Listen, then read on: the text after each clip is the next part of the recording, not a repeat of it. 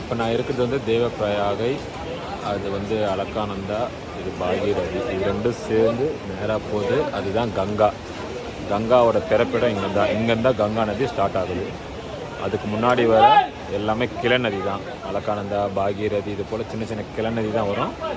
இங்கே தான் சங்கமம் ஆகுது. இது குளிக்கிறாங்க பாருங்கள். இதுதான் தேவப்பிரயாகை.